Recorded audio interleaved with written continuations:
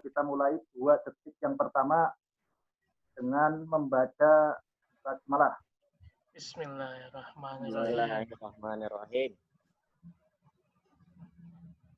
Bismillah walhamdulillah wassalatu wassalamu ala Rasulillah amma ba'du.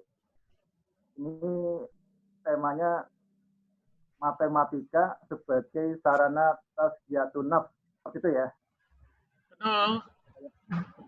Jadi saya ingin perjelas sejak awal, matematika sebagai sarana tazkiyatun nafs itu bukan titik awal bahasan, tapi itu nanti di ujung yang saya tawarkan, di titik akhirnya. Jadi mudah-mudahan bahasan kita kali ini menuju rangkuman bahwa matematika seharusnya sebagai sarana tazkiyatun nafs. Jadi nggak mungkin kita baru ketemu langsung menawarkan sesuatu yang beda dengan biasanya. Oke ya, jadi matematika sebagai sarana tazkiyatun nafs ini mudah-mudahan nanti di ujung sebagai bahan diskusi kita semua. Matematika itu perannya sebenarnya di mana? Sebagai seorang muslim, kalau kita pengen aktivitas kita semuanya ibadah, terus matematika itu di mana posisinya? Demikian yang secara umum yang akan kami diskusikan. Sahabat webinar semuanya, di sini ada guru saya, Bung Sandi. Ya. Jadi kalau di Facebook saya sering mau menulis status tentang matematika, tapi tidak jadi karena membaca statusnya Bung Sandi sudah terwakili. Oke. Alhamdulillah. Ini mungkin ada sedikit kesamaan saya dengan Bung Sandi yang kemudian ternyata banyak pemikiran yang seolah-olah itu saling mirip. Jadi saya bercerita di sini ini sebagai produk gagal pendidikan. Ini perlu ditekankan sejak awal. Jadi bukan pakar matematika. Ini mohon maklum kalau nanti berkaitan dengan masalah logika matematika ada yang keseleo dan sebagainya. Ya memang saya itu produk gagal pendidikan. Ini ada 3 hal yang ingin saya sampaikan terkait ini. Nanti ujungnya adalah matematika tazkiyatun nafs. Yang pertama tentang my story. Karena kita nggak pengen mengucapkan sesuatu itu hanya kata buku. Bahwa setiap orang itu punya pengetahuan, setiap orang punya pengalaman. Yang kedua, their story. Dan berikutnya adalah, yang ketiga adalah so what. So what-nya yang kita mudah-mudahan tawarin matematika sebagai tazkiyatun nafs. Saya ingin memulai dari yang pertama, my story. Sahabat webinar yang mudah-mudahan dalam kondisi sadar, ini yang perlu kita tekankan sejak awal, COVID-19 mungkin penting, mungkin ya. Tapi yang pasti penting adalah basmalah 19. Jadi basmalah itu ada 19 huruf, dan itu salah satu cara untuk mengunci otentisitas dari Al-Quran. Mudah-mudahan kalau ingat COVID-19, pastikan ingat basmalah 19. Tapi yang penting basmalah 19, ingat atau tidak COVID-19 tidak terlalu penting, yang penting kita ingat basmalah. Yang ingin saya sampaikan di sini, ini mungkin bukan pengetahuan ya, tapi lebih jelas itu tentang kegalauan, kebingungan, tapi insya Allah mudah-mudahan yang saya sampaikan adalah kejujuran berkaitan dengan matematika itu sebenarnya apa dan untuk apa. Karena matematika itu memakan waktu sebagian besar kita. Sahabat webinar, ini perkenalkan saya Ahmad Tohafaz. Jadi saya anak kedua dari 7 bersaudara. Jadi bapak saya seorang kiai kampung. Jadi sebelum saya lahir itu setiap hari sudah kuliah subuh. Jadi kita surga neraka dan sebagainya itu selalu terdengar di Majelis Taklim. Jadi rumah saya dengan Majelis Taklim itu satu tembok, satu dinding. Dan jadi setiap hari itu selalu terdengar tentang surga neraka, nabi, keajaiban dan sebagainya. Ini yang mungkin paling berpengaruh dalam pola pikir saya. Jadi ini saya melalui pendidikan itu dengan terseok-seok, bahkan kemudian tidak mau mencatat, tidak mau apa. Kebetulan sekolahnya sekolah bikinan bapak saya. Jadi pernah satu hari kemudian karena kakak saya pakai sepatu, saya hanya sepatu sandal. Saya berangkat sekolah sendirian, sepatu saya lempar jauh-jauh. Saya nggak mau sekolah. Jadi itu kerasa banget bagi bagi manusia itu sebenarnya penderitaan itu bisa ditahan asal sama-sama menderita mungkin. Tapi yang tidak bisa ditahan adalah rasa keadilan. Jadi merasa kakak kok kenapa diberikan sepatu saya enggak. Itu membuat saya protes dan akhirnya sepatu saya lempar ke sungai dan tidak mau sekolah lagi. Keadilan. Jadi tema sentral ini kesel kopi. Mohon maaf ya. Jadi tema sentral dari matematika adalah tentang keadilan. Matematika adalah keadilan.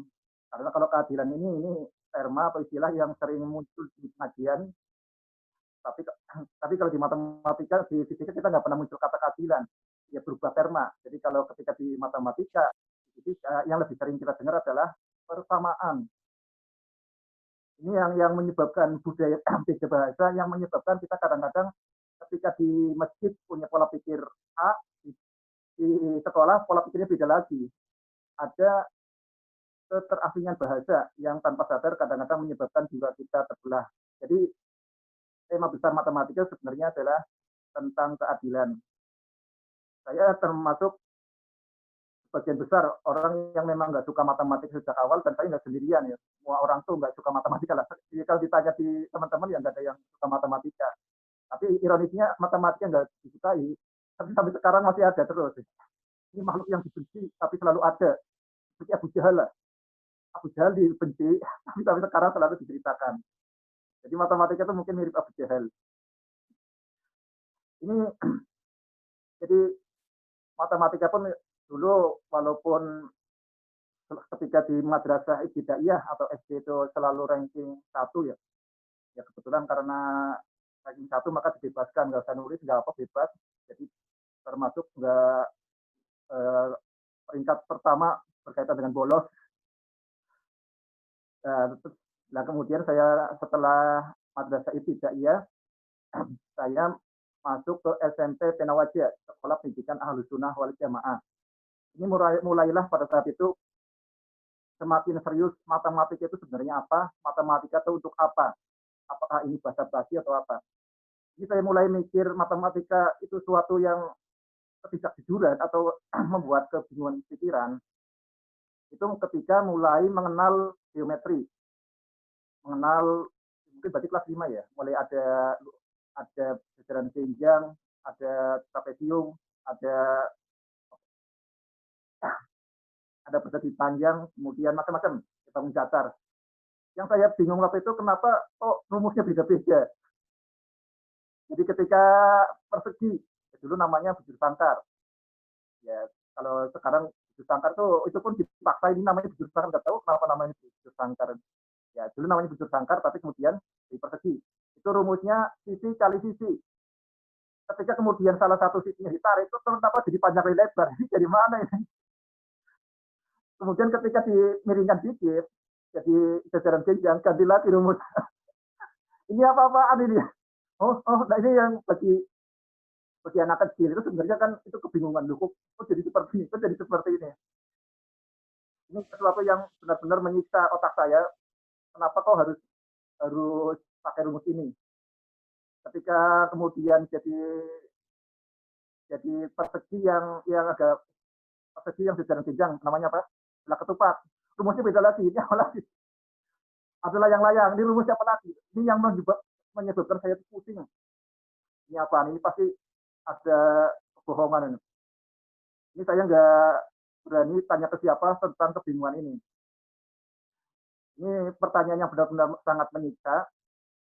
Sampai kemudian mulai tersadar tuh ketika di SMP Penawaja, saya sempat membaca bukunya Cak Nun, MH Ainun Najib. Ya tadi saya barusan baca berulang-ulang tulisannya Bung Sandi tentang anaknya Cak Nun. Nah, Cak Nun, MH Ainun Najib di situ salah satu tulisannya itu menceritakan bahwa ilmu itu sesungguhnya satu. Dari judulnya kan dalam melalui segelas teh pun kita bisa melihat dunia. Jadi kalau kita mikirkan teh dengan jujur, dengan tenang, itu pasti kemana-mana. Kita misalkan teh, kita teringat kemudian tumbuhan teh. Tumbuhan teh nanti di situ ada proses pertumbuhan teh dari awal. Kemudian bagaimana dia tumbuh. Kemudian bagaimana kenapa daunnya warnanya hijau. Kenapa kalau malam warnanya hitam. Kenapa kemudian yang hijau itu bisa untuk mengikat energi matahari.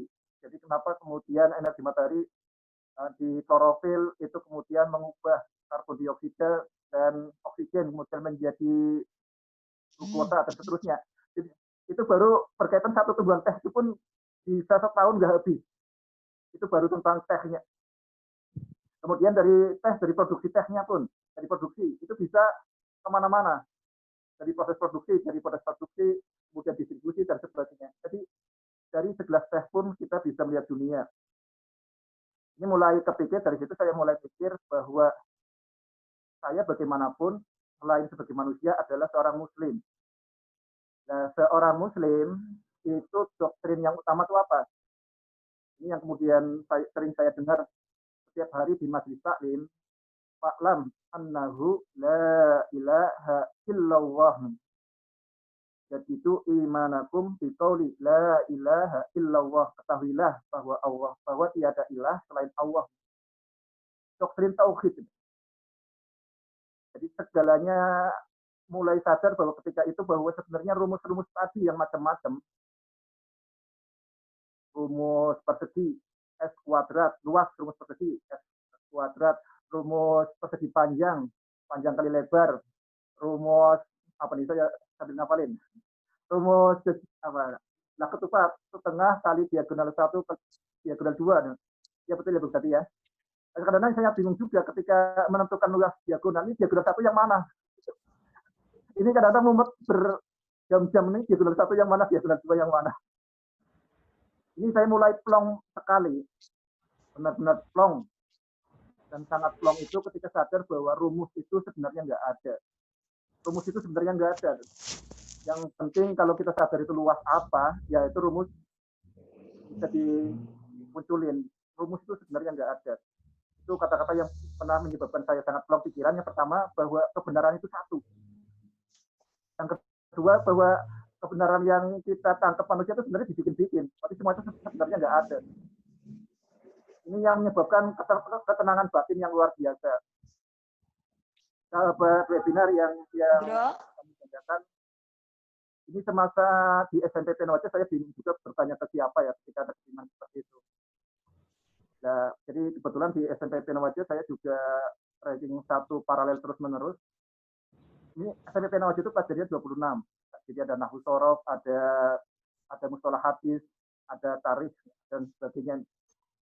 Nah, itu saya ranking 1 misalkan nilai rata-rata 8,6. Ranking 2-nya 7,6. Tapi yang saya aneh itu selama saya sekolah di SMP Penawaja itu tidak pernah disebutkan ranking. Jadi saya nggak tahu ranking 2-nya berapa. Ini yang makanya ketika ada masalah pun saya bingung, saya bertanya siapa, saya aja bingung, yang lain bagaimana. Ini yang mulai ada pembebasan besar. Dan ini saya yakin tuh seorang muslim itu sebenarnya sangat biasa ya, bahwa segalanya itu satu. Cuma yang paling saya tanyakan, kita bilang segalanya satu, tauhid ilmu, ini hanya basa-basi sesuatu yang dikagumi ataukah untuk dipahami? Sesuatu yang hanya kita, Islam tuh ilmu itu satu. Cuma kayak gitu terus. Style operasional bagaimana? Ini yang menyakitkan ketika kemudian kita di masjid, kita di pengajian, kita yakin semuanya satu. Karena penciptanya adalah satu. Nggak mungkin aturan di alam semesta ini saling bertentangan. Semuanya satu.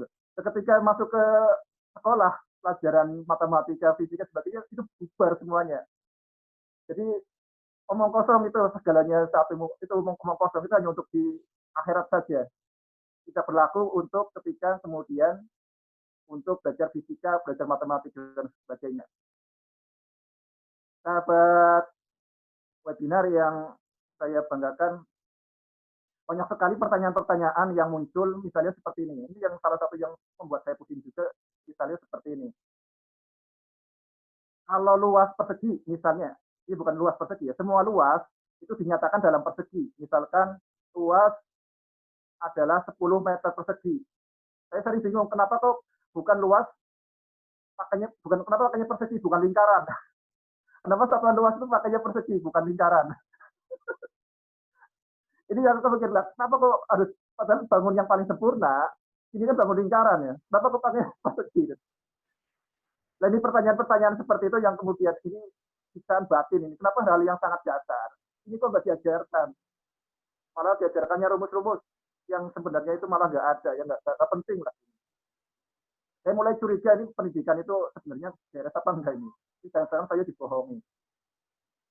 Sahabat webinar ya seperti ya kemudian saya setelah di SMP Penawaja kemudian mendaftar di SMA Tarun Nusantara. Jadi dulu SMA Tarun Nusantara di Magelang itu kan gratis. Nah ini saya mulai jajal ini di Penawaja jago, coba kita jajal dengan sekolah-sekolah negeri dan sebagainya.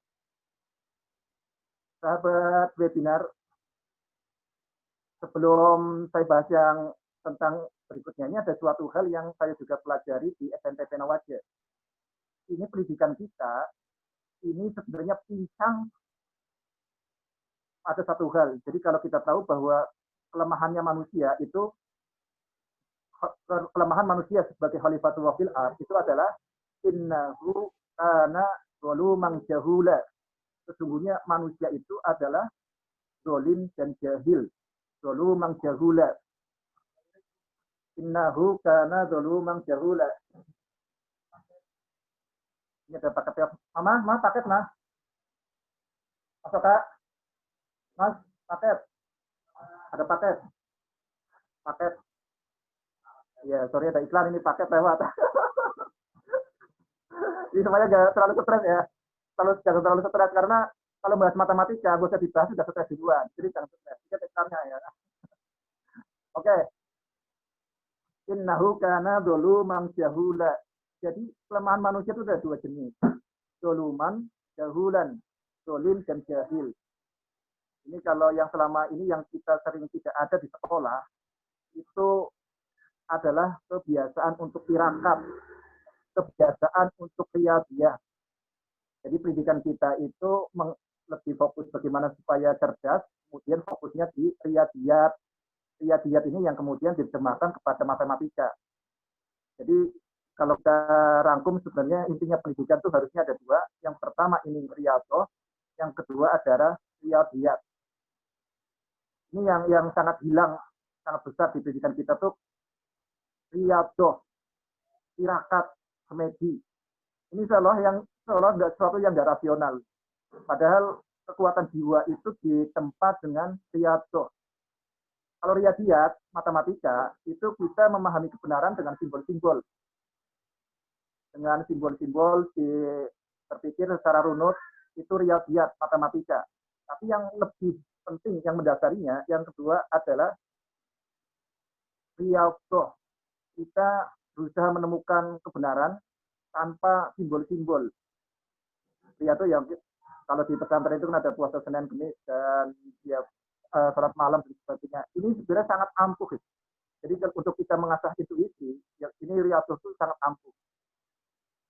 Sahabat webinar yang kami banggakan, ini di Penawaja itu, di sekolah itu ya kebetulan riyadhah lumayan ditekankan. Jadi kalau sebelum tes, ini banyak anak tuh riyadhah. Dan saya buktikan sendiri, jadi kalau di tes sumatif, ini boleh dikatakan apalagi di matematika, ini saya terjata waktu itu nggak boleh lebih dari 20 menit. Jadi sebelum 20 menit harus sudah keluar. Jadi saya bikin geger, jadi kalau setiap 20 menit, sampai lihat jam dinding, oh sudah 20 menit mau keluar. Ya alhamdulillah ternyata kita dengan apalagi dulu kan soalnya pilihan ya, pilihan ganda ABCD. Rasakan aja. Sebenarnya nggak seperti itu ya, tapi sebenarnya kan ada proses sebelumnya kita latih lah. Proses secara rasional ketika menghitung luas persegi dan sebagainya ada proses seperti itu. Tapi setelah itu kemudian intuitif ya, setelah sudah sampai intuitif kita bantu dengan riyadhah dan ini terbukti seperti itu. Sahabat webinar yang kami banggakan, ini berpikir cepat Riyadho itu saya tunjukkan dulu ketika masuk mendaftar di SMA Taruna Nusantara. Jadi di sana saya ketika daftar SMA Taruna Nusantara, ini kan kebanyakan dari SMP negeri ya. Jadi SMP negeri terbaik di kota dan Kabupaten Tegal. Wah, waktu itu sering diejek. Jadi ketika Ahmad Taufaz dari SMP, nggak ada fasnya dulu, Ahmad Taufaz dari SMP WP Nawaja pada ketawa, WK WK WK WK KWK WK KWK WK. Ini benar-benar sesuatu yang menyakitkan itu. Ini asem seperti itu. Cuma dengan Riyadho kita dilatih untuk bagaimana menjadikan emosi tadi menjadi emosi positif. Karena semua tindakan itu kan digerakkan oleh emosi. Kayaknya ada emosi yang benar-benar kita bisa marah atau kita bisa kemudian jadi bersemangat. Saya permalukan ini oleh sekolah negeri. Sahabat webinar, nah ini kemudian saya tunjukkan ketika di SMA Taruna Nusantara itu kan berarti seleksi, kemudian terpilih fakultas yang ke Semarang ada sekitar 1.000. Nah, nanti di SMA Taruna itu ada ini ya, untuk seleksi akademis ada 180 soal dikerjakan selama 3 jam. Jadi 1 soal 1 menit. Ada matematika, IPA, apa ya, saya lupa. Ada totalnya ada 180 soal. Nah, sebenarnya ketika saya mau mendaftar di SMA Taruna Nusantara itu, saya sudah pesimis. Karena ternyata mata kanan saya ini pernah kena toksoplasma. Jadi mata kanan saya itu nggak bisa membaca. Ini bisa melihat pun kabur ya. Ini kalau saya merem seperti ini nggak tahu ini ada gambar tulisan gitu, nggak tahu.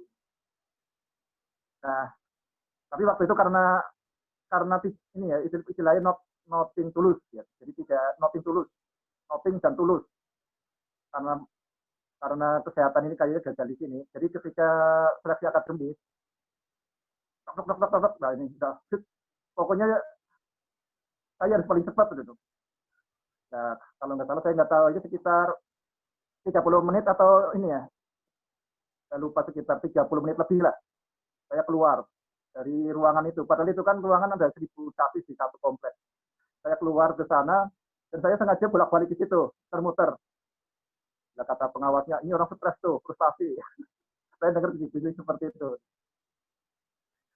Sahabat webinar yang kami banggakan, nah ternyata kemudian diumumkan.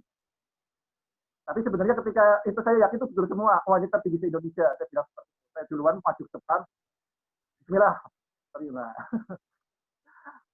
Nah, saya malah kemudian ketika keluar ruangan selain disebut frustasi, pendamping saya dari Kodim itu marah-marah. Kamu memalukan Tegal. Stres kayak gitu, nggak usah stres, dipaksa jalan aja, nggak usah keluar. Jadi kalau stres supaya nggak pada tahu lah. Tapi alhamdulillah kemudian diumumkan waktu itu saya peringkat 2 yang tertinggi 9, berapa saya lupa, 9,28 kalau nggak salah, saya 9,26. Tapi saya yakin sebenarnya saya tertinggi ke 1, tapi karena mungkin memalukan itu akhirnya di nomor 2 kan. Oh alam ya. Tapi itu sebenarnya yang saya tekankan, ini saya ingin menekankan bahwa berpikir cepat itu ada, intuisi itu ada. Jadi enggak semuanya itu harus jangan kita kemudian bertindak setelah kemudian disimpulkan benar salah. Jadi kita bisa mengambil kesimpulan cukup dengan 20% informasi. Kita cukup mengambil keputusan dengan informasi sedikit, kemudian kita diserahkan ke kata hati kita, apa pilih. Kalau salahnya tinggal diperbaiki. Kalau kita menunggu informasi lengkap, ya nggak akan pernah lengkap. Karena semua keputusan itu pasti berkaitan dengan masa depan. Dan tidak pernah ada informasi tentang masa depan. Sahabat webinar itu yang kemudian pengalaman di SMA Taruna Nusantara. Dan ini saya seangkatan dengan AHY. Agus Harimurti Yudhoyono. Ya. Atau ditanya AHY itu nomor berapa? Sahabat webinar, kemudian gara-gara SMA Taruna Nusantara itu kemudian saya nggak sempat ke sekolah negeri. Saya 1 tahun. Saya sebenarnya kemudian masuk ke sekolah swasta. SMA Ihsaniyah Kota Tegal. Ini yang kemudian mulai pusing lagi. Ini ketika di SMA, Masih ingat ya, salah satu pelajaran yang pertama itu kan tentang eksponen. Eksponen kemudian logaritma. Wah, itu rumusnya banyak banget kan. Akar misalnya, saya ingat misalnya, A akar C ditambah B akar C sama dengan dalam kurung A ditambah B kali akar C. Rumusnya mana gitu. Saya pikir ini apa? Ini pasti pembohongan lagi ini pembohongan ini. Oh, ini pembohongan yang disetujui negara dan mati jadi pembohongan ini. Ini pembunuhan. Saya mulai mikir, oh, ini apa-apaan ini? Ya, saya mulai mikir ketika itu, kemudian ujuk-ujuk ini ada logaritma gimana? Cuma keyakinan saya bahwa segalanya utuh dan sebenarnya tidak ada, ini hanya masalah simbol. Saya mulai kemudian merunut, oh ini pasti mulai dari membilang jadi tambah jadi kurang, kemudian kali jadi bagi, kemudian ada pangkat jadi logaritma. Oh, betul, itu hanya satu titik sebenarnya, dan itu nggak ada rumus yang perlu dihafalkan.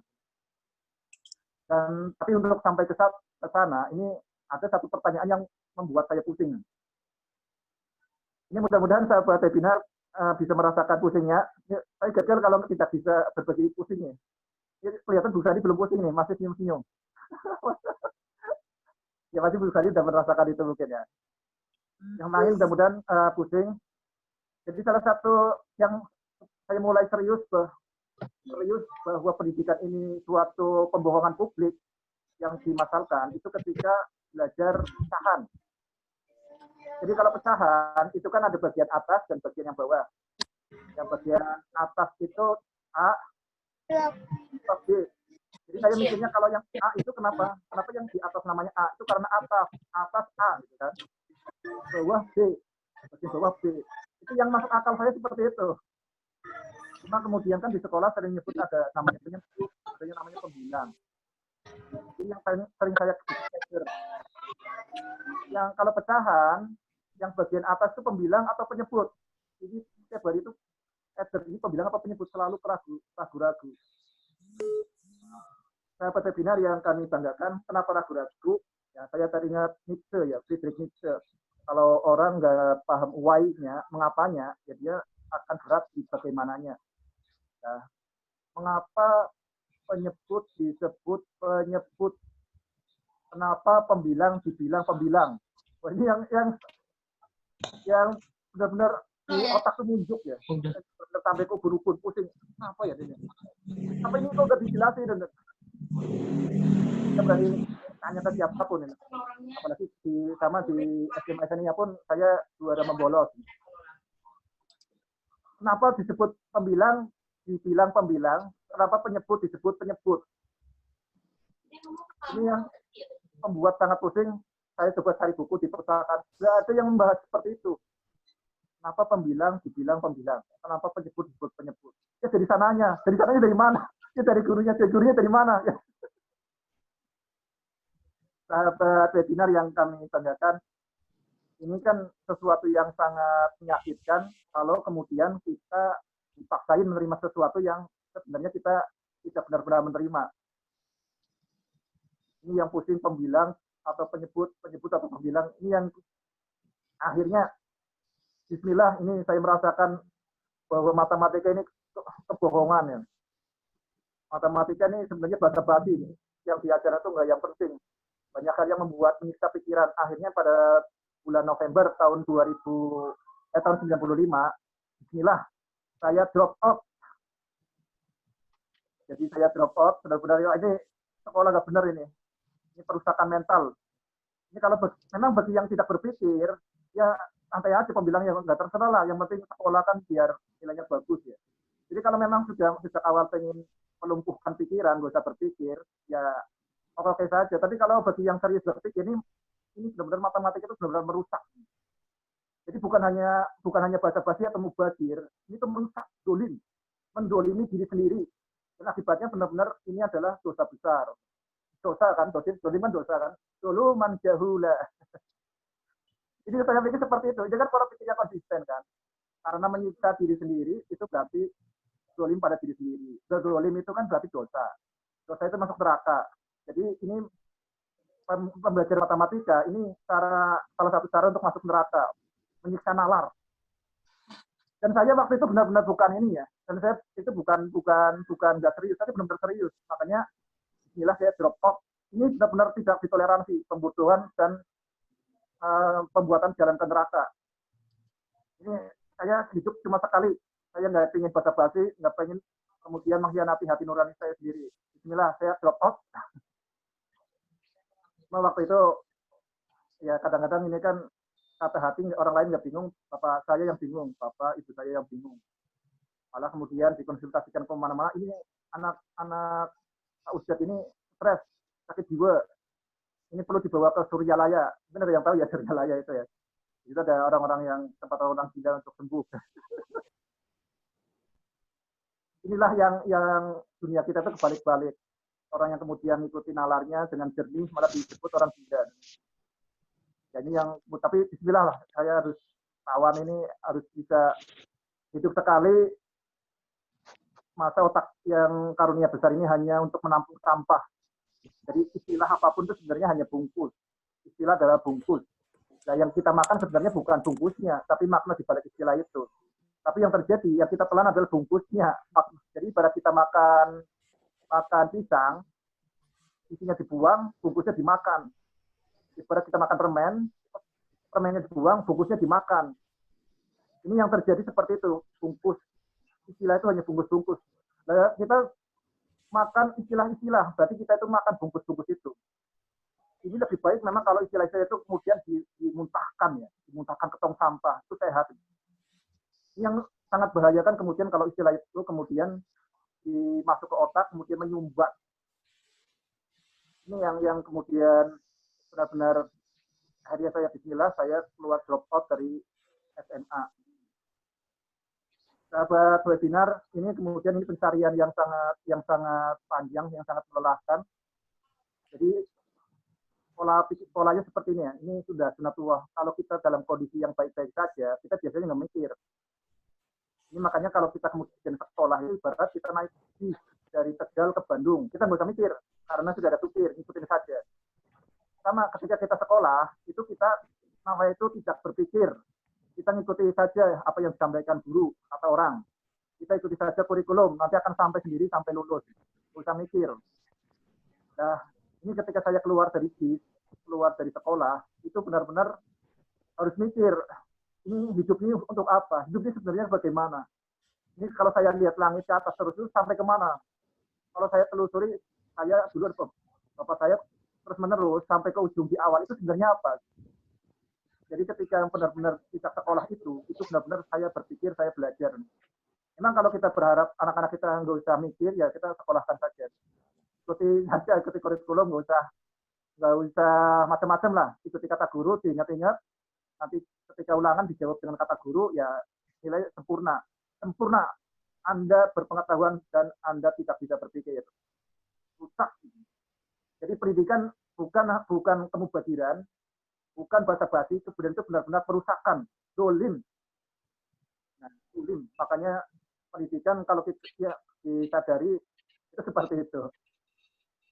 Sahabat webinar yang kami banggakan, ini mungkin saya termakan doktrin juga ya ketika di jadi seperti ini.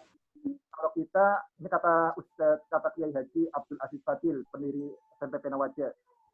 Kalau kita dikasih tahu suatu masalah dan kita diberitahu solusinya, tapi kita tidak bergerak, kita tuh orang terkutuk. Nah ini ketika itu kan saya dikasih masalah, ini pendidikan itu dolim. Pendidikan itu setelah saya renungi dengan jernih, maka pendidikan itu bukan sekedar kemubadiran masal, tapi benar-benar pendoliman masal. Dan ini masalah yang sangat konkret bagi saya Bapak itu. Nah, kok saya nggak bertindak? Saya berarti orang yang terkutuk, orang rojim, yang harus kita berlindung dari setan yang terkutuk. Itu salah satu yang kemudian saya keluar dari Islamiyah. Ini proses panjang itu yang kemudian di akhir ujung itu kemudian mulai saya memakai nama Bas itu ketika perjalanan itu. Wa mayyutillaha wa rasulahu faqad faz. Itu jasa saya. Jadi jasa yang saya berikan pada diri saya sendiri. Masa jasa diminta ditunggu orang lain? Kan? Saya tidak protes kenapa nama harus dikasih orang lain. Kenapa ijazah juga minta-minta ke orang lain lah. Saya bikin ijazah sendiri. Ijazah Bas ini saya berikan pada diri saya sendiri pada tanggal 17 Februari 95, malam Jumat Kliwon di Kediri. Nah, itu yang saya mudah-mudahan kita itu ujung hidup kita itu adalah baik. Wa may yuti'illah wa rasulahu faqad faza fauzan azima. Faz itu artinya berarti menang, beruntung, saja atau juga mati. Jadi ujung kita itu semuanya mati. Sahabat webinar yang kami banggakan, mudah-mudahan pelan-pelan sudah mulai saya berbagi kegalauan. Kemudian masuk saya ke SMP Penawaja. Nah, masuk ke SMP Penawaja ini ya tambah bikin kerok lagi ya. Jadi yang namanya kebiasaan itu susah hilang ya. Jadi ini apalagi terbentuk sejak kecil ini susah hilang, makanya di Penawaja pun bermasalah karena nggak mau catat, suka ngitung orang ke WC. Jadi benar-benar saya tuh dimarahin ini. Makanya sejak awal tuh udah di stres. Saya belum pernah merasakan sakit kepala yang begitu berat selain ketika awal-awal di SMA Negeri 1 Kota Tegal, sekolah paling bagus di Jawa Tengah bagian barat.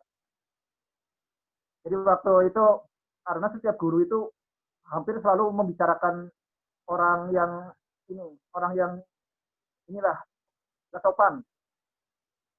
Jadi sudah pakai sepedanya gotrok, kumuh, nggak mau ngadain tugas, suka tidur di kelas. Nah ini yang kemudian akhirnya saya balas, wah ini saya buktikan. Maka ini kemudian pada ini prestasi tertinggi saya ini ya. Saya ceritakan prestasi tertinggi saya. Saya nggak punya piagam, nggak punya apa-apa. Ini prestasi tertinggi saya mau ceritakan.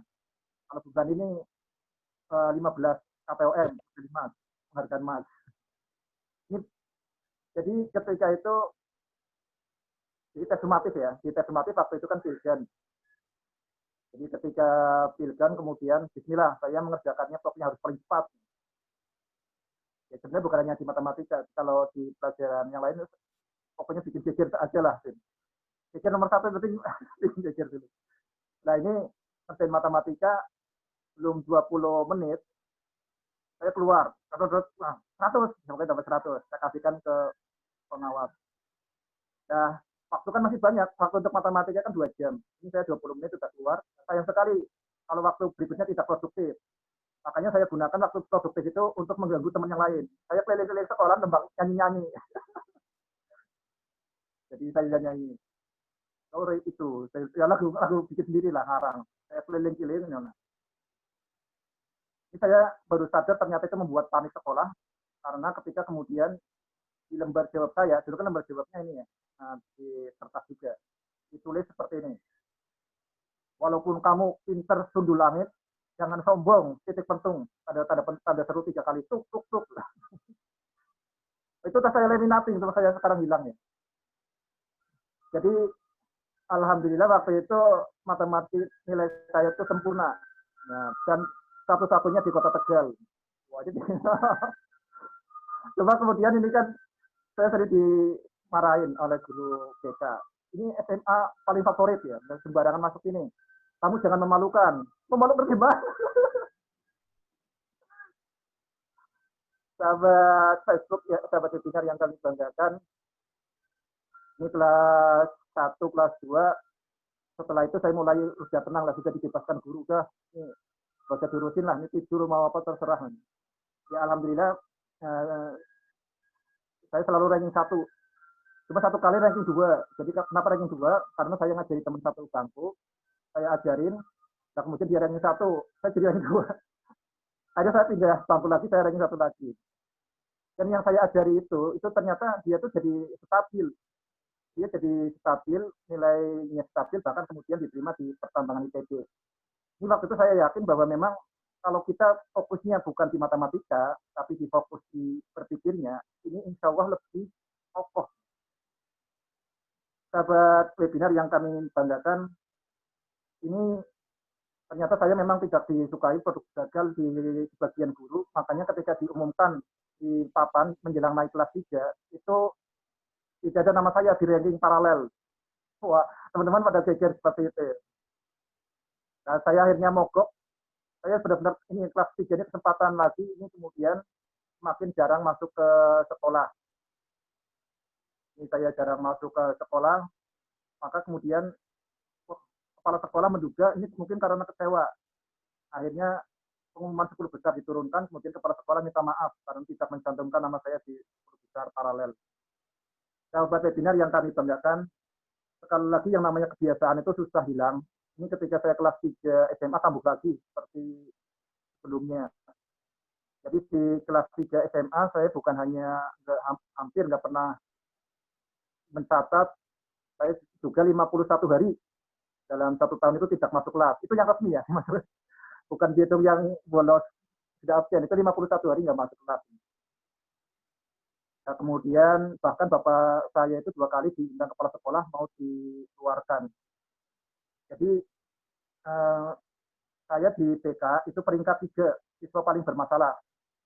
Yang pertama ini anaknya orang bungkus atau apalah. Satu nomor 2, dan saya nomor 3. Nomor 2 itu sudah dikeluarkan dari sekolah. Jadi saya sekarang peringkat 1 siswa bermasalah di SMA 1 Tegal. Ini siswa bermasalah di situ. Ya, sekarang saya bercerita dengan ini ya, dengan ketawa-ketawa dulu tuh benar-benar pahit ya. Wah, itu muat banget. Pusing. Itu benar-benar sakit kepala. Apalagi ketika bapak saya diundang, bapak saya ketakutan beneran. Bagaimanapun orang tua itu anaknya mau dikeluarkan gimana kan. Cuma saya tertolong karena nilai kacamata saya masih tertinggi di Kota Tegal. Ini dari mana? Kalau sebagian orang kan agak saksi ya. Jadi, makanya di sebagian adik kelas itu ada yang datang ke rumah itu kan katanya minta jimat biar sakti. Apa webinar yang saya banggakan ini sebenarnya kenapa kemudian di SMA kelas 3 itu mulai zaman catat mau mendengar apa, saya benar-benar meyakini ini bukan hanya kemubadiran, ini perusakan mental betul-betul seperti itu. Makanya masa sesuatu yang merusak saya catat, ini bertentangan dengan hati nurani kan. Makanya ketika ulangan fisika, ini saya bukan hanya paling rendah di SMA 1 ketika ulangan harian ya, tapi tidur.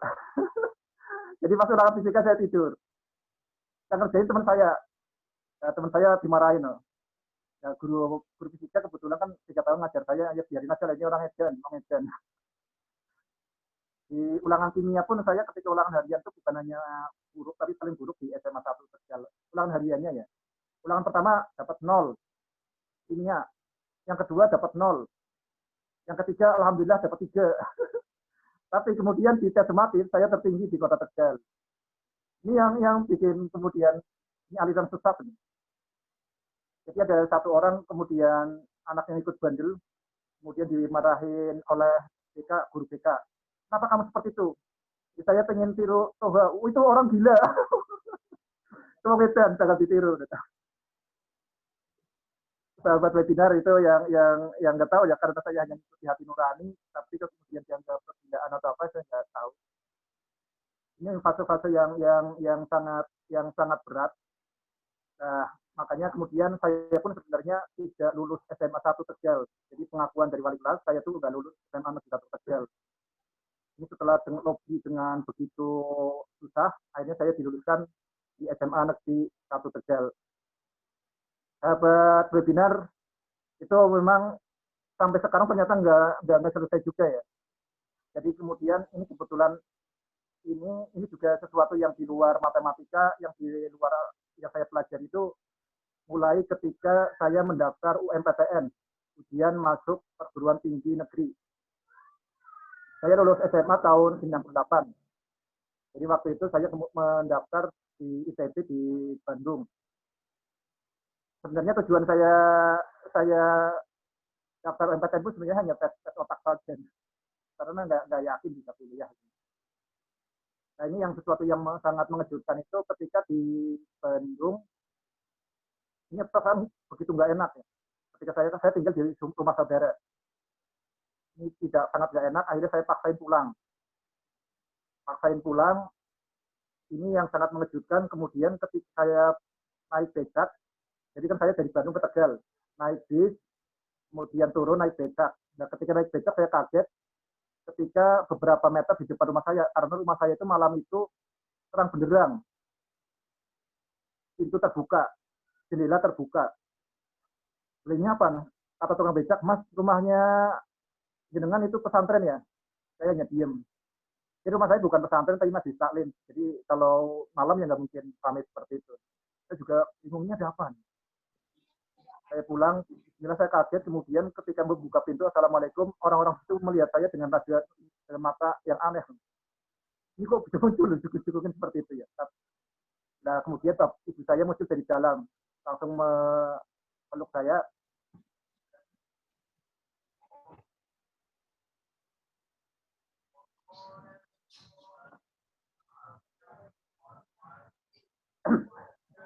Emosi ya. Toha, yang sabar, adikmu meninggal. Jadi ternyata malam itu ya tanpa kabar dulu nggak ini ya belum ada HP, mungkin ada HP tapi keluarga saya nggak punya HP. Dan malam itu adik saya itu meninggal, dan itu yang mengejutkan, kenapa hal yang sepenting ini tidak diajarkan di sekolah. Nggak ada di sekolah. Kemudian ini kalau dilihat dari teori-teori yang saya pelajari di sekolah, teori matematika, fisika, kimia, ini apa istilah apa yang menjelaskan ini, apa di balik kematian. Ini benar-benar sangat mengguncang saya dulu. Dan kebetulan saya ingat banget tanggal malam itu tanggal 8 Juni 1998. Kenapa hafal? Ini yang saya sampaikan ke ibu saya, Ma, tanggal 8 Juni ini adalah tanggal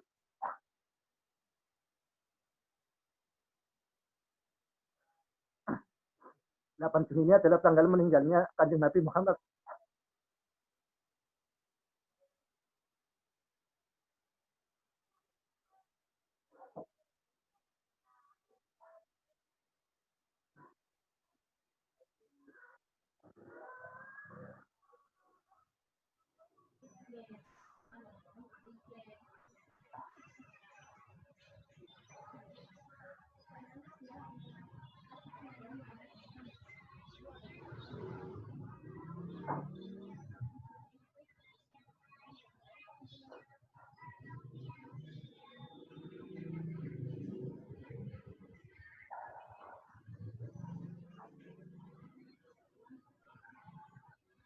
Sorry ya, diminum ya. Saya emosi gitu. Jadi cara kerja emosi itu seperti itu ya. Jadi emosi itu bekerja secara asosiatif. Kita teringat, dihubungkan, kemudian secara asosiasi, kemudian otak yang berkaitan dengan itu muncul tiba-tiba. Nah, bisa diminum. Sahabat webinar yang kami banggakan, kira-kira yang menjelaskan apa dengan itu? Ini waktu itu ada yang namanya teori, namanya apa ya? Law of attraction. Jadi apa yang kemudian kita ingat, kita yakini, itu akan muncul di kehidupan Anda. Ini kebetulan saya punya dua adik perempuan. Adik perempuan yang pertama itu meninggal dulu. Itu meninggalnya tanggal 20 April 95. Yang kedua tanggal 8 Juni 98. Kenapa saya hafal tanggal itu? Itu tanggal lahir dan tanggal meninggalnya Nabi Muhammad SAW.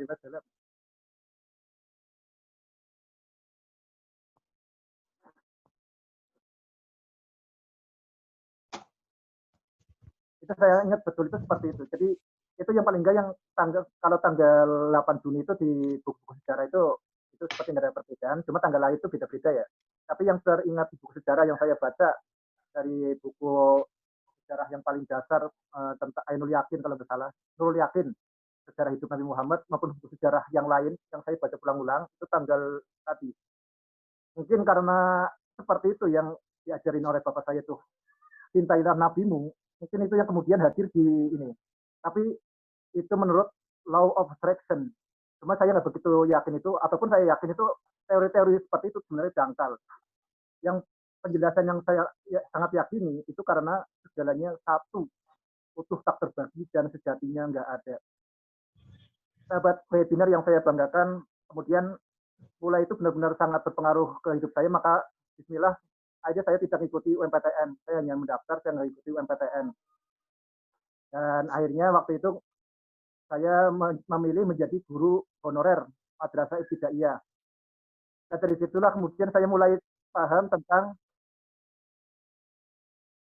matematika. Ternyata matematika saya itu sebenarnya banyak yang masih juga dijejali rumus-rumus yang dipahami. Ketika saya sadar banyak materi di SD ternyata tidak jernih tentang porogape, tentang pecahan. Ternyata banyak hal yang sebenarnya itu tidak jernih.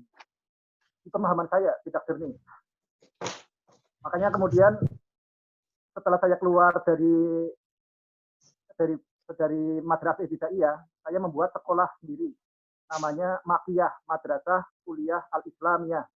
Makiyah. Dan Makiyah itu sejak awal itu identitasnya adalah Asmaul Husna. Jadi sebagai pembimbing adalah bapak saya yang ngajar di dasar, kemudian kakak saya yang waktu itu tahfidz dari Sulawesi Selatan. Ini kakak saya namanya Ustadz Muhammad Nur Yasin, sekarang ketua Yayasan Hidayah Fitrah, punya pesantren mahasiswa di ITS ya.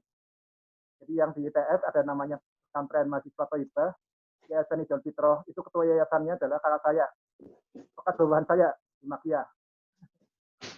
Nah, kemudian pada tanggal 1 Mei, besoknya 2 Mei, itu kemudian Makiyah dibuka dan ditegaskan bahwa nanti setiap memulainya itu dengan Asmaul Husna.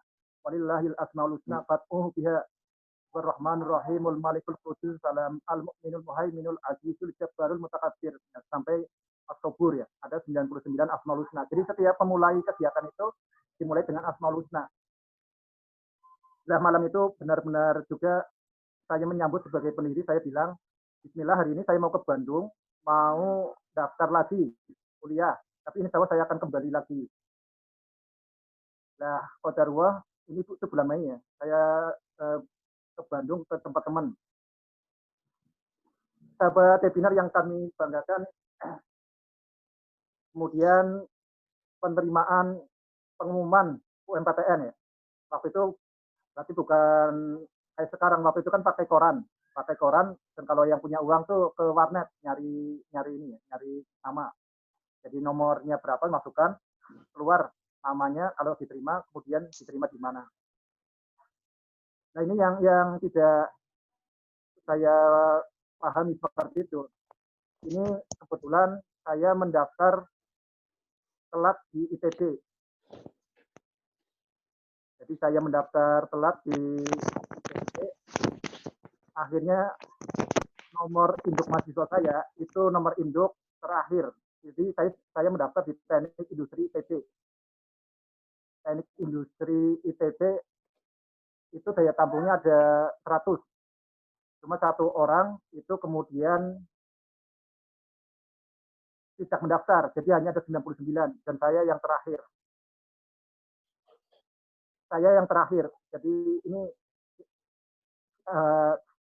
ni'atun illa wahid, 100 kurang 1 itu di Teknik Industri ITB. Ini sama sekali nggak terpikir saya mendapat nilai nomor induk mahasiswa itu 1349999. Sahabat webinar yang kami banggakan, ini bukan masalah kebetulannya, tapi karena saya setiap hari itu yang teringat Makiyah, setiap hari itu Asmaul Husna, ini saya nggak bisa melupakan itu. Jadi secara emosi nggak bisa melupakan. Jadi setiap saya menulis NIM 1349999, yang teringat itu Asmaul Husna, yang teringat itu Makiyah di Tegal itu. Ini yang menyebabkan saya tuh kuliah pun harus bolak-balik ke Tegal memantau Makiyah gitu. Sampai akhirnya saya memutuskan, ini kalau kayak gini terus kok kuliah nggak beres-beres. Jadi saya memutuskan tahun 2002 itu Makiyah saya bubarkan. Kemudian saya mulai berfokus, sebagai gantinya saya menulis buku yang saya harapkan nanti jadi kurikulumnya. Maka sekitar 4 tahun kemudian lahirlah Titik Baitun, 45 tahun. Sahabat webinar yang kami banggakan, dulu saya membuat Makiyah itu dengan asumsi seperti ini. Jadi agama itu benar-benar menyucikan jiwa. Agama itu membersihkan jiwa. Aflaha man tazakka wa dzakara isma rabbih fasalla. Jadi fungsi agama salah satunya adalah untuk kesucian jiwa. Ini makanya sangat ironis kalau orang yang jiwanya suci, jernihnya nalar, tapi kok nggak bisa matematika. Jadi sangat ironis kalau orang belajar agama tapi nggak cerdas. Karena agama itu sumber kecerdasan yang paling utama. Ini yang sangat sangat sangat kontradiktif. Orang-orang belajar agama kok susah belajar matematika, susah belajar fisika, susah belajar yang lain. Atau dalam bahasa Jalaluddin Rumi, sorry, dalam bahasanya Muhammad Iqbal, dia menceritakan tentang guru spiritualnya Muhammad Jalaluddin Rumi. Dia mengeluh, Muhammad Iqbal ini mengeluh kepada Jalaluddin Rumi.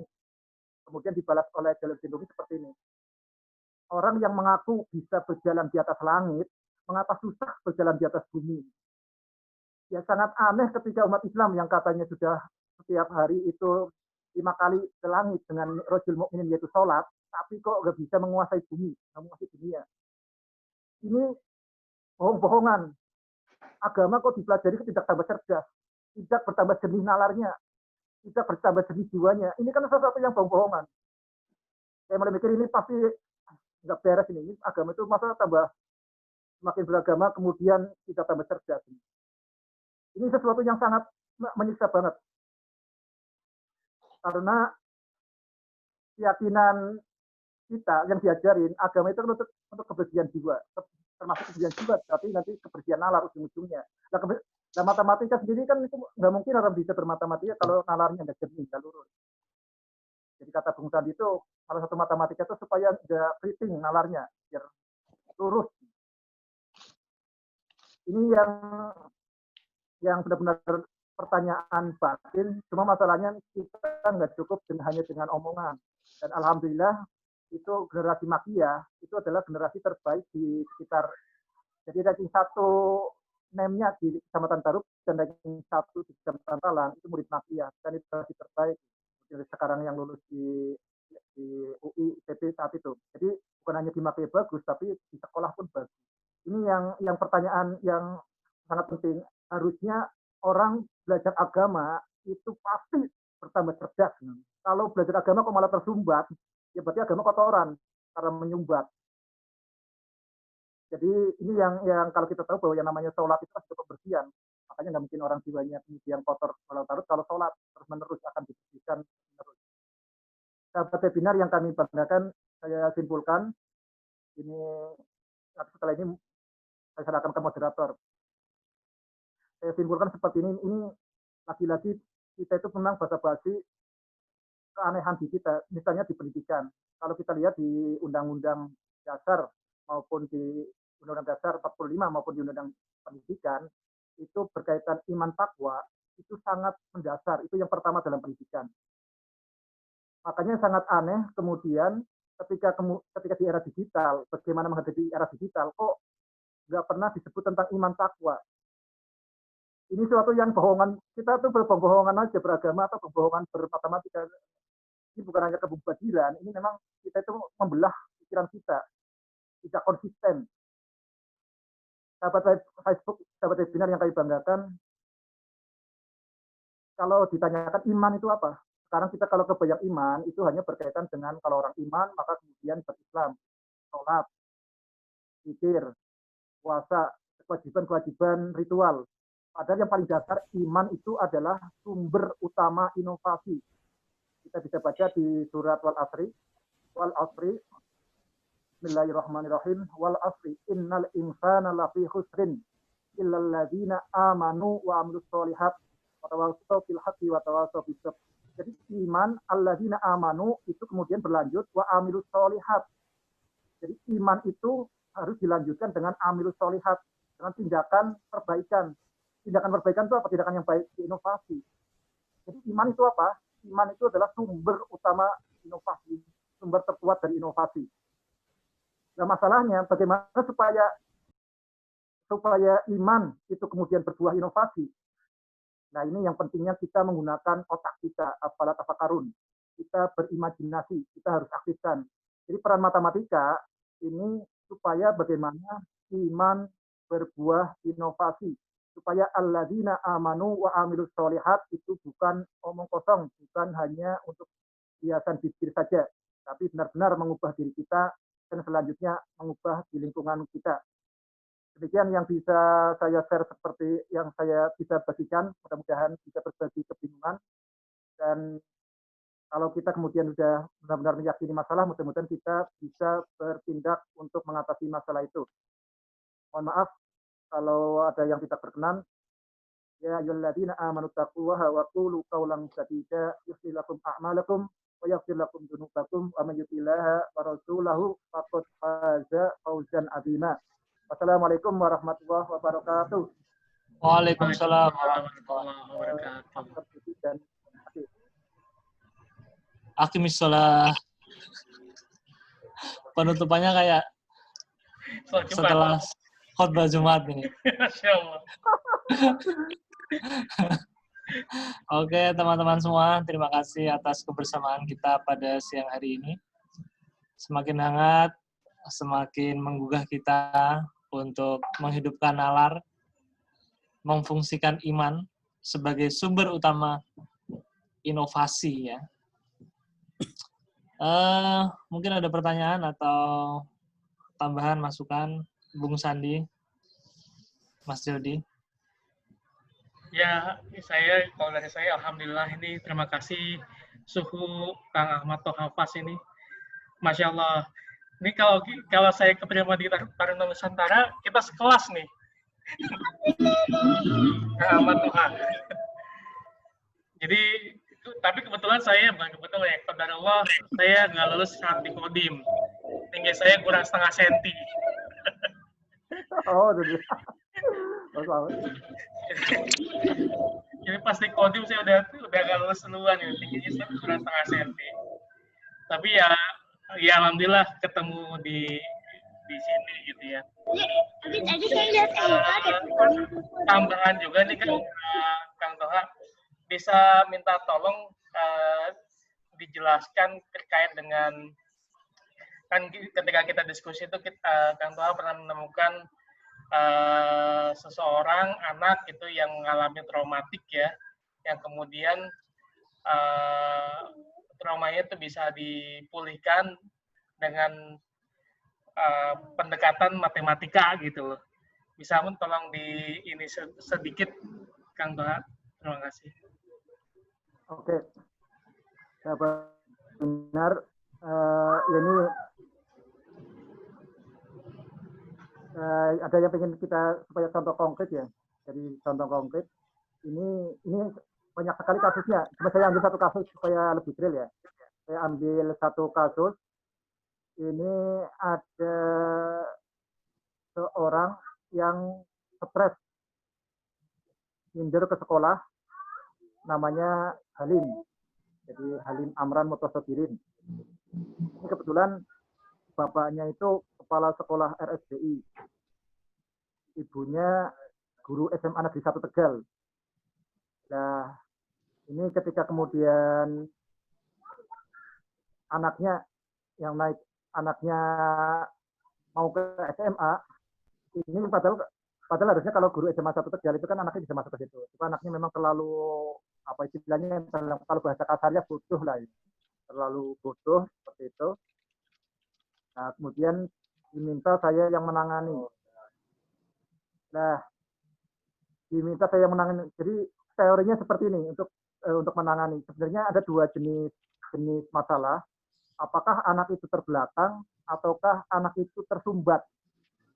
Kalau memang terbelakang, itu berkaitan dengan hardware-nya, dengan otaknya. Itu urusannya psikiater lah, mungkin bisa siapa. Tapi kalau yang tersumbat, ini yang fokus kita tuh di yang tersumbat ini. Di yang tersumbat, ini seringkali anak yang tadinya bodoh, tapi kalau dibuka sumbatannya itu ternyata bisa melejit. Cuma masalahnya, detailnya sumbatan di mana? Nah, ini saya ambil contoh kasus di Halim. Jadi sebelum kita memikirkan berkaitan dengan terapinya apa, yang kita tekankan itu adalah sumbatannya di mana. Yang paling penting, anak itu ditekankan supaya percaya pada otaknya sendiri. Lebih percaya otak daripada buku cetak. Lebih percaya intuisi daripada informasi. Ini hal yang sangat penting di tekanan di awal. Jadi kalau pendidikan kemudian anak lebih percaya buku cetak, sedikit-sedikit rumus, itu berarti pendidikan sebenarnya sudah merusak. Dan kita sebenarnya terapi matematika sebagai cara tasditun nafs, itu membuang sumbatan-sumbatan seperti itu. Kotoran-kotoran yang menyumbat pikiran, yang menyebabkan kita tidak percaya pada hati nurani kita, itu dibuang. Saya terkaitnya statusnya Halim, saya ambil ketika pertemuan pertama, saya bilang seperti ini. Halim, 3 tambah 4 berapa? Nah, 3 tambah 4 berapa? 7. Kenapa 7? Wah, terus ditanya pertanyaan seperti itu. Sampai kemudian sesuatu itu harus benar-benar clear. Benar-benar sesuai dengan hati nuraninya. Ini harus ditekankan berulang-ulang. Dan hasilnya, Halim yang terkenal di Tegal. Ini Halim itu lumayan legendaris di Tegal. Karena ketika UN, muntah-muntah. UN pelajaran matematika itu muntah-muntah. Jadi muntah-muntah, makanya terkenal sekali. Nah, ketika kemudian dia masuk di SMA, alhamdulillah ketika dibimbing saya, kemudian dia bukan hanya bisa matematika, tapi jadi juara matematika fisika. Malah kemudian ngajari temannya. Malah kemudian dia diterima di kehutanan, Fakultas Kehutanan ITB, dia jadi ketua mahasiswa di Fakultas Kehutanan. Karena sudah percaya diri, bahkan kemudian mewakili ITB di seminar di Hong Kong. Itu anak yang tadinya benar-benar nunduk mata kepala ke bawah. Ini kemana-mana ke psikolog apapun nggak mempan. Karena masalahnya adalah di sumbatan berpikir itu. Nah, matematika sebagai tazkiyatun nafs itu salah satunya membuang kotoran-kotoran yang menyumbat jiwa dan nalarnya. Mungkin itu, Master Jody. Jadi secara garis besarnya seperti itu. Ya, alhamdulillah. Terima kasih, Suhu. Mungkin ada dari teman-teman sekalian ada yang ingin ditanyakan terkait dengan matematika dan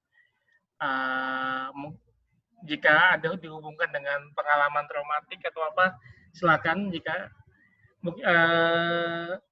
kita buka untuk 1 sampai 3 pertanyaan ya. Silakan jika ada yang bertanya. Oke, Pak Eli Bahri ya. Pak, Bu Eli. Bu Eli, oh. Monggo Ibu Eli.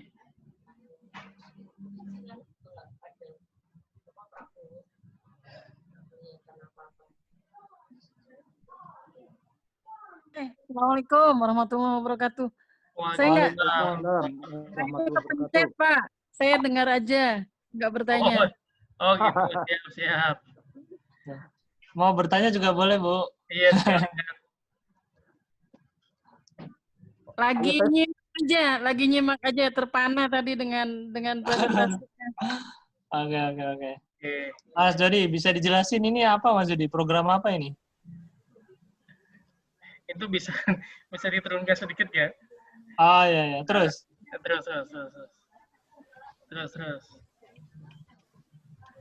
Oh ya, Mas, jadi saya sampaikan satu hal lagi yang terkait dengan ini mungkin ya. Oke, silakan. Ini satu kasus lagi, ini baru saya temui, ini anak kelas 12 SMA, sekarang berarti sudah lulus corona. Ini anak kelas 12 SMA. Ini kata ibunya, ini sudah habis ke psikiater, psikolog tuh sampai 40 juta lebih. Tapi nggak ada perubahan. Dia tetap aja stres. Hadapi matematika dan fisika stres. Saya pernah ngobrol dari hati ke hati. Sebenarnya yang kepikir itu apa kalau menghadapi matematika? Ini dengan penuh kesedihan dia bilang, pengen mati. Ini karena begitu stresnya. Nah, ini ternyata saya pelajari sebenarnya anak ini itu nggak bodoh. Kalau dilihat di pelajaran yang lain, bahasa Indonesia, yang lain itu bagus. Ternyata ini hal yang tidak terduga. Dia itu nggak bisa operasi dasar aritmetika, berhitung, tambah, kurang, kali bagi nggak bisa. Jadi dengan menggunakan TOSM, Test of Second Mathematics, dia itu kategorinya hitam. Skornya di bawah 10 operasi per menit, atau tepatnya dia itu kalau nggak salah 5,6 operasi per menit. Jadi anak ini misalkan menjawab 3 kali 7 itu perlu 10 detik. 3 kali 7 10 detik. Coba dibayangkan 3 kali 7 10 detik. Padahal dia kelas 12 SMA. Nah, ini anak kelas 12 SMA aja seperti itu. Apalagi anak kemudian SD, SMP. Ini kalau Ini setelah kemudian tambah kurang kali baginya selesai, ya dia bisa mengikuti pelajaran dengan baik. Itu contoh ekstrim. Dan ini bukan satu dua orang, ya. Ini kebetulan anaknya orang kaya lah. Pasti banyak anak yang seperti itu. Bahkan ada juga yang dari Bekasi, dia sengaja datang ke Tegal karena matematikanya karena dia tuh secara umum dianggap paling bodoh. Hanya ke Tegal. Salah satu diagnosisnya dia tuh tambah kurang kali baginya nggak beres, masih menggunakan jari jemari. Kalau ditelusuri lebih lanjut, ini harusnya sudah tuntas sejak SD. Saya ambil kasus contoh yang lebih konkret di SD, ada anak namanya Aufa. Aufa ini bapaknya dokter spesialis, ibunya pejabat di PNS. Jadi saya mengenalnya ketika naik ke kelas 6 SD. Jadi naik ke kelas 6 SD, dia cerita ibunya ya sudah kemana-mana kan, dia belajar matematika di mana-mana, kemudian ke psikolog di mana-mana, apalagi dia anak tunggal. Nah, sebenarnya waktu itu saya nggak nangani anak SD, cuma kemudian ibunya kan bolak-balik menghubungi, ya, tolong. Akhirnya saya terima, kemudian seperti biasa, sebelum kita memikirkan solusinya apa, diagnosis dulu masalahnya. Nah, waktu itu kemudian saya pelajari semua pelajaran SD, matematika SD. Nah, setelah saya pelajari, saya temukan intinya itu apa. Jadi hal yang paling mendasar di SD itu apa? Ternyata matematika SD apapun itu berkaitan dengan tambah kurang kali bagi. Nah, ini kemudian saya membuat instrumen TOSEM itu, salah satu inspirasinya adalah di OPA ini. Nah, berikutnya masalahnya, dia itu bermasalahnya di mana, detailnya bagaimana, itu yang kemudian dengan TOSEM setelah ketahuan, setelah terbebaskan dari gagap hitung, dia bukan hanya bisa matematika, malah mengalahkan yang paling tinggi nilainya di kelas.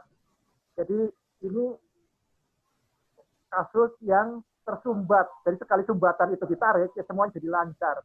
Masalahnya kalau sumbatan ini dibiarkan, ya sampai SMP, SMA pun dia akan ke bawah terus, ke bawah kemana-mana. Ini sangat sederhana, hanya ditarik sumbatan itu. Cuma masalahnya kalau sumbatan nggak ditarik, dia tidak akan mengalir.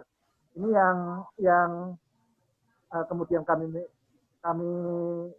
jadi fokus. Ini sebenarnya kasus Aufa ini kasus gelintir atau kasus banyak.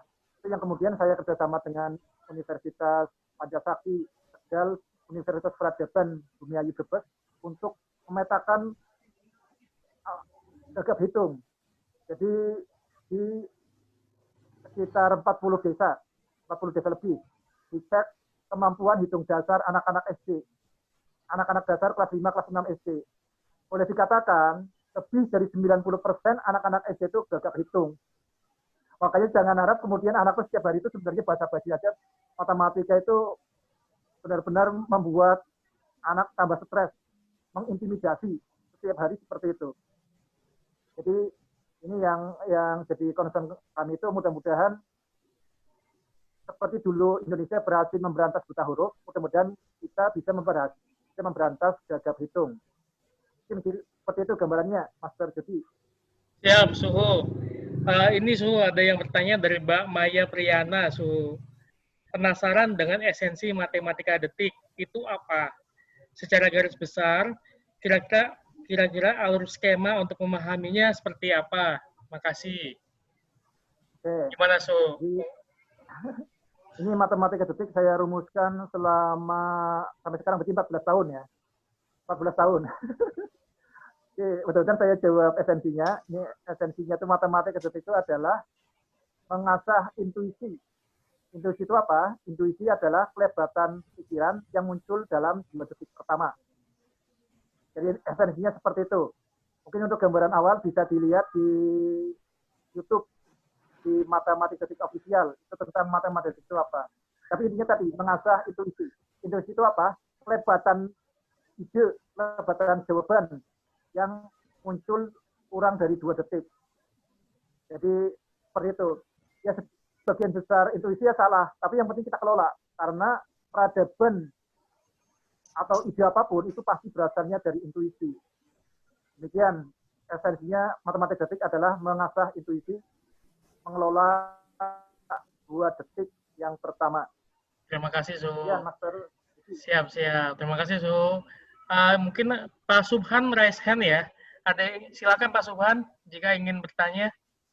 Ya, makasih Pak Jody. Siap, Pak Subhan. Saya dari tadi masih belum dapat ini ya, mungkin ada pertanyaan Mbak siapa tadi, Mbak Maya kali. Ya.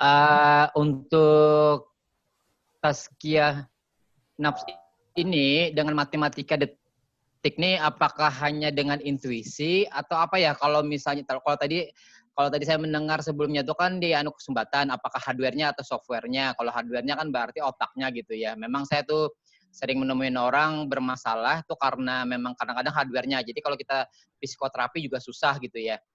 Nah, tapi kalau tadi saya tangkap kalau misalnya bermasalah di software mungkin dapat dibantu tadi dicari sumbatannya. Nah, kalau dengan menggunakan matematika ini seperti apa ya? Saya dari tadi masih belum menangkap banget ya caranya lah, mungkin how to-nya atau gimana ya. Jadi biar saya tahu juga gitu ininya. Oke, terima kasih. Siap, Pak Subhan. Mangga, Suhu. Turun, Pak Subhan. Ini perlu webinar khusus nih. Ya, nanti advance ini, tingkat advance ini. Jadi, paling nggak gambaran besar aja, dulu. Siap. Kita berangkat sebenarnya ini memang hanya berkaitan dengan intuisi. Kita bisa mulai dengan seperti yang dikatakan oleh Albert Einstein. Sebenarnya satu-satunya yang berharga yang dikaruniakan kepada manusia adalah intuisi. Itu seperti itu ya. Jadi kita bayangin bahwa sebenarnya kenapa kayak lebah bisa membuat sarang berbentuk segi 6, heksagon. Itu karena secara spontan dia ngikuti intuisinya. Tapi lebah nggak bisa membentuk bangun yang lebih sederhana, misalkan persegi. Ya karena karena programnya nggak ada seperti itu. Nah pertanyaannya bagaimana dengan manusia?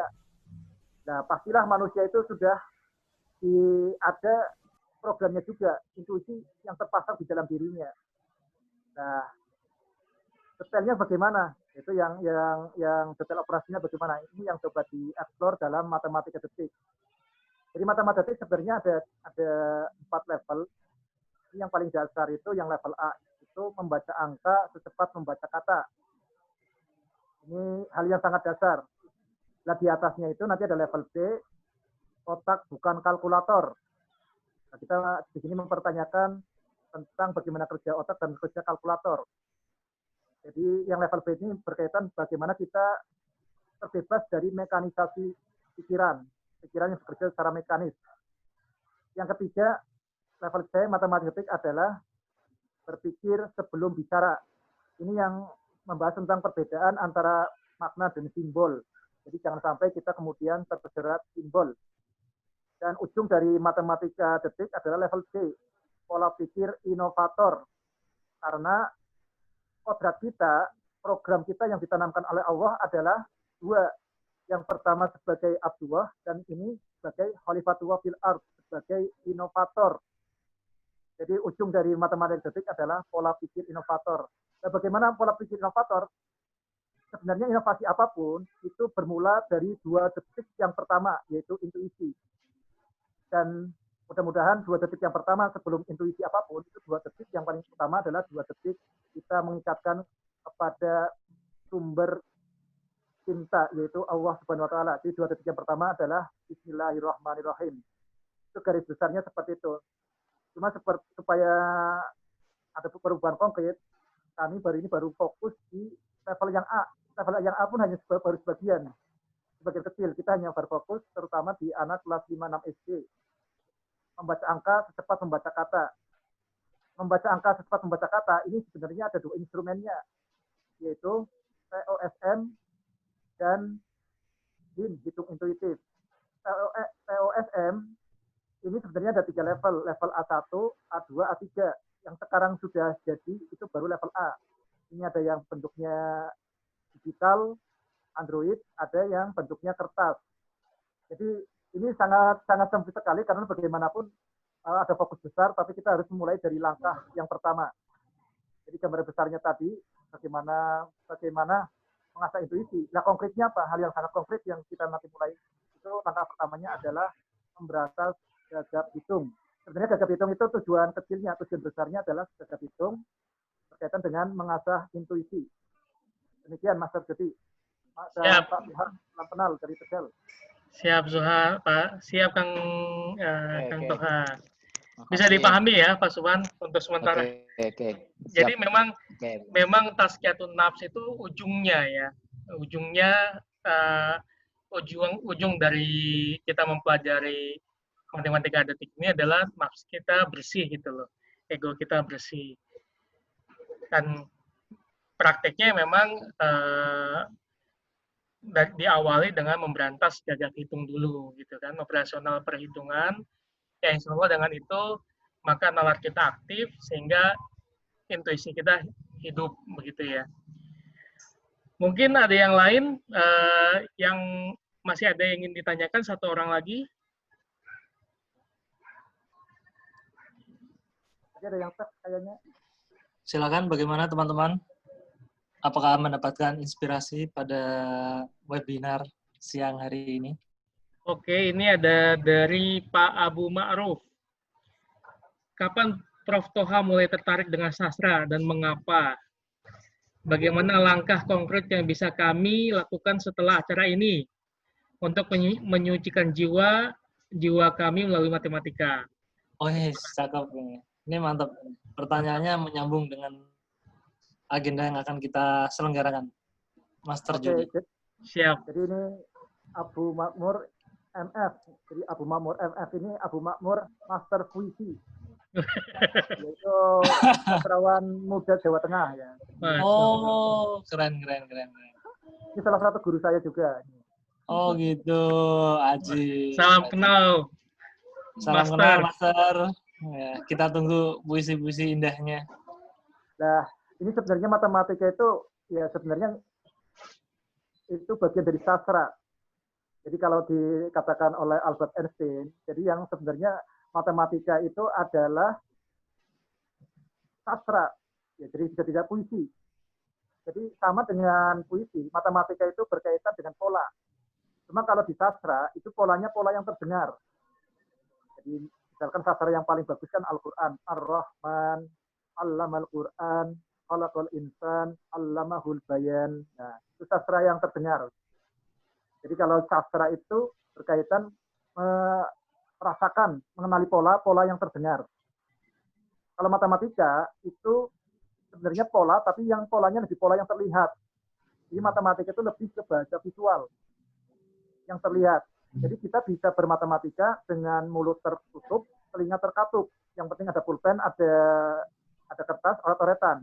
Itu matematika adalah bahasa diam, sastra bisu, sastra hening. Jadi dengan sastra polanya diungkapkan. Jadi tapi sama mengenali pola. Dan ini yang sangat dasar di matematika. Itu sebelum kita mengenali pola, kita harus menikmati pola dulu. Jadi sebelum nalar bergetar, hati harus mulai tergelitik dulu. Jadi arahnya selalu seperti itu. Sastra dan logika itu ruhnya matematik seperti itu. Jadi jangan buru-buru memahami, tapi menikmati dulu. Itu yang diajarkan bagaimana kita berinteraksi dengan Al-Quran pun seperti itu. Nikmati dulu baru memahami. Jadi kita mengagungkan dulu, baru kita nanti akan menemukan keagungan di Al-Quran. Jadi seperti itu. Ini yang menyebabkan pendidikan kita itu membuat stres, itu karena tergesa-gesa. Padahal tergesa-gesa itu perilaku setan. Kenapa tergesa-gesa? Karena kita tergesa-gesa memahami. Padahal yang utama, yang lebih dulu harusnya adalah menikmati. Itu dilatih melalui sastra. Dan seharusnya matematika pun seperti itu. Demikian mudah-mudahan bermanfaat kepada Master Puisi Abu Makmur MF. Demikian Master Puisi. Alhamdulillah, mantap. Terima kasih Suhu. Jadi teman-teman sekalian, untuk ini adalah program awal kita ya dalam memasuki pintu gerbang pemahaman matematika detik gitu. Dan insya Allah kami dari APDI bekerja sama dengan Matematika Detik itu akan melaksanakan webinar yang terdiri dari 3 sesi ya. Skemanya teman-teman bisa lihat di layar gitu. Skemanya seperti itu. Tujuannya adalah menghasilkan calon instruktur berantas gagap hitung. Karena memang cita-cita atau visi dari Suhu Kang Ahmad Toha ini adalah punya instruktur matematika detik di setiap rumah gitu. Ini bisa diawali dari kita semua. Ya, diawali dari kita semua dengan belajar konsep-konsep dasarnya terkait dengan pemberantasan gagap hitung. Gitu. Nah, untuk pendaftaran teman-teman bisa klik di linknya yang sudah ada di grup di chat itu sadarmemilih.com /matematika detik. Dan terkait investasinya juga sudah ada di situ. Mumpung ini masih promo, jadi kita untuk acara 3 kali webinar ini, 3 sesi ini hanya 350.000. Tanggalnya acaranya dilaksanakan setiap hari Ahad, tanggal 5 Juli, 12 Juli, dan 19 Juli. Gitu. Skemanya seperti di atas. Seperti yang tertera di gambar ya. Monggo Ustadz Adi jika ada yang ingin ditambah. Ya, terima kasih teman-teman. Jadi ini adalah upaya kita ya dalam jawab atau membekali diri kita sendiri terutama supaya kita yang sudah terkontaminasi oleh pendidikan yang mungkin kita abai terhadap efek sampingnya ya. Nah, inilah saatnya kita melakukan sesuatu. Jadi intuisi ini, saya mau sedikit cerita tentang perjalanan saya dengan matematika detik ya. Ini saya mulai dari tahun 2018 ketika saya belajar Kansiusnas sama Mas Jody, Kang Anwar, Bu Fitri, banyak teman-teman di sini ya. Kita belajar tentang kesadaran pure consciousness sebagai upaya meningkatkan kualitas iman kan itu. Tesis sentral kita sebagai umat Islam itu kan bagaimana kita menjadi Abdullah gitu ya. Yang memiliki tugas khalifatullah fil ardi. Nah, dari pembelajaran consciousness ini entah bagaimana gitu ya. Terus nalar kami ini ya, itu pada satu titik di mana kita terbuka dengan berbagai macam informasi, kita terbuka dengan berbagai macam diskusi, termasuk saya dulu orang yang takut belajar filsafat, matematika, ya, berbau-bau nalar dan mikir gitu loh. Basically saya background ini ya, saya alumni Yaman, Hadramaut Yaman, biasa ngaji kitab kuning dan seterusnya gitu ya. Dan memang nalar ini adalah satu tangga yang tidak boleh dilewatkan. Dan itu bisa kita capai, ada instrumennya yang lebih mantap, yang lebih aplikatif ya.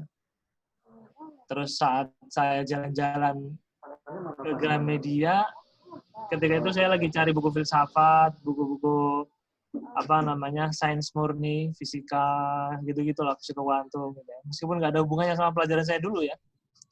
Tapi itulah kehidupan itu memang satu utuh tak terbagi. Gitu. Saya mulai terbuka di situ. Nah, saya jatuh hati sama matematika detik. Di sana tertera inovasi apa gitu. Wah, ini kayaknya tidak ngomongin angka-angka ini. Ini tentang inspirasi gitu ya. Saya baca, menarik, saya cari nomor HP-nya, ketemu Kang Toha, terus saya ajak beliau untuk ceramah di komunitas PCI, dan terus gayung bersambut, dan akhirnya sampai pada siang hari ini, kita terus belajar, ya ini dalam rangka mengevolusikan tingkat kesadaran kita, gitu ya. sehingga kita menjadi pribadi yang utuh gitu kan.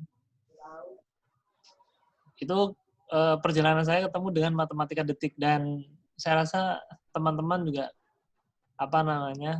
membutuhkan gitu ya. Jadi kenapa tidak kita belajar bersama gitu.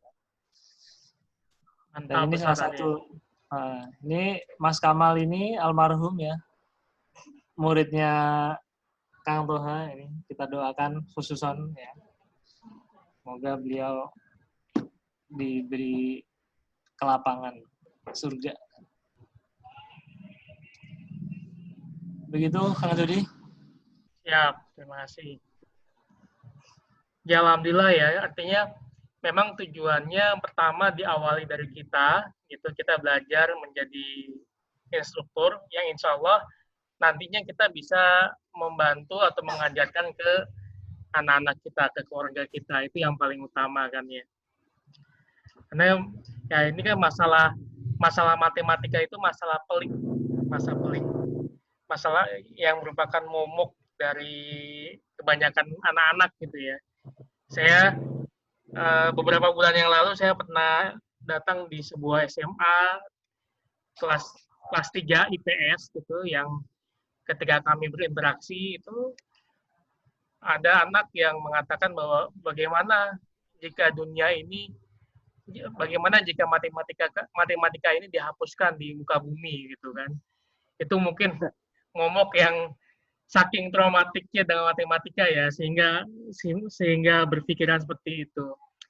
Dan alhamdulillah saya merasa bersyukur ini bisa ketemu dengan Kang Ahmad Toha yang wasilahnya lewat Ustadz Ade gitu ya, dan saya pun mengajak beberapa teman, beberapa adik dan adik-adik saya juga untuk ikut bergabung belajar bersama gitu.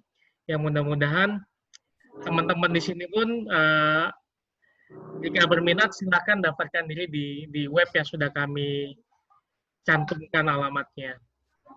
Mungkin itu saja dari saya. Mungkin ada tambahan, mungkin dari Bung Sandi.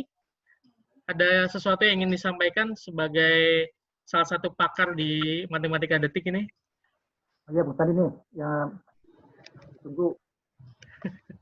Saya disebut pakar sebenarnya agak ngeri ya.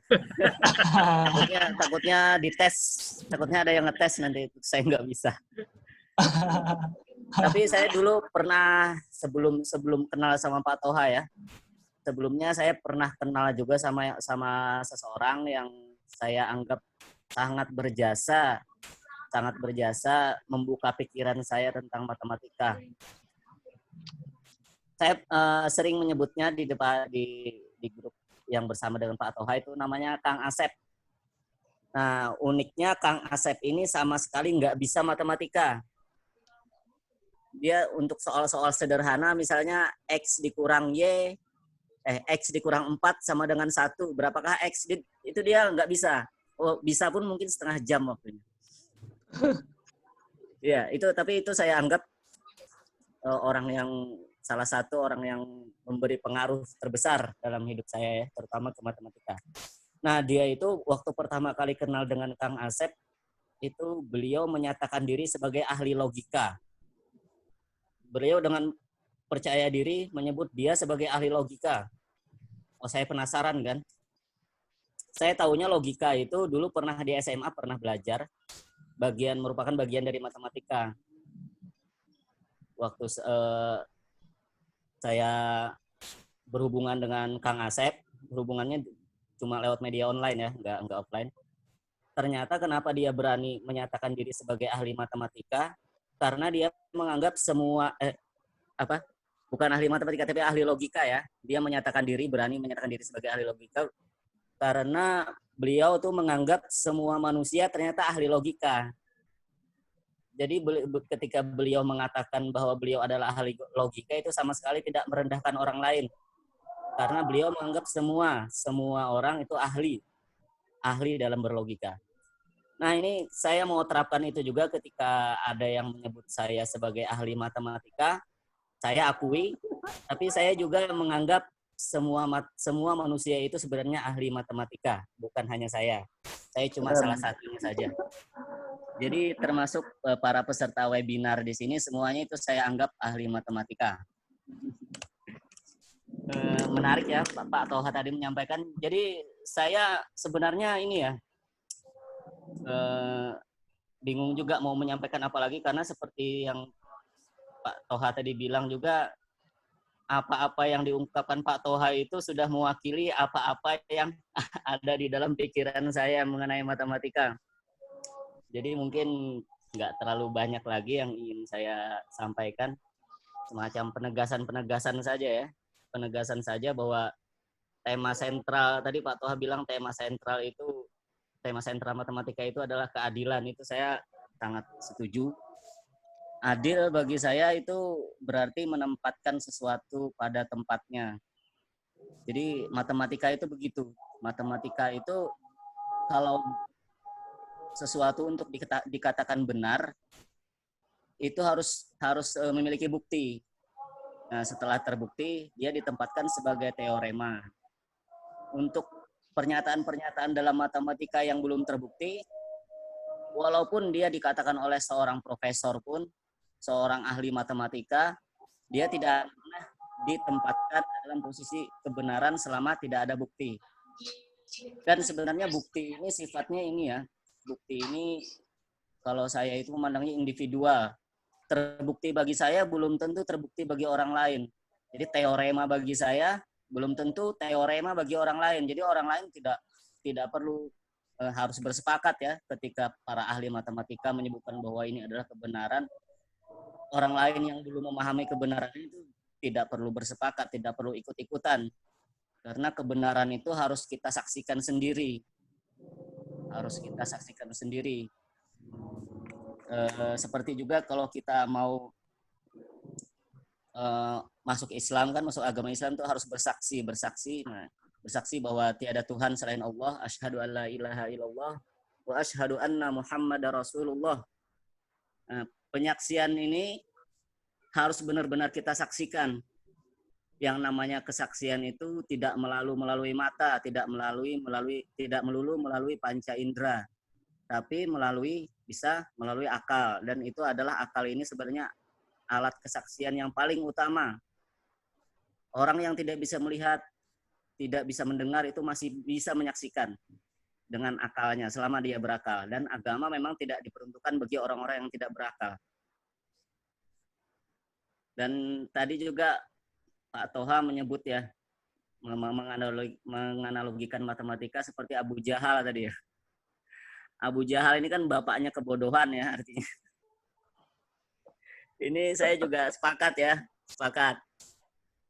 Matematika ditampilkan bukan efek-efek para siswa belajar matematika itu sebagian besar ternyata bukan untuk menjernihkan pikiran, tapi justru mengeritingkannya.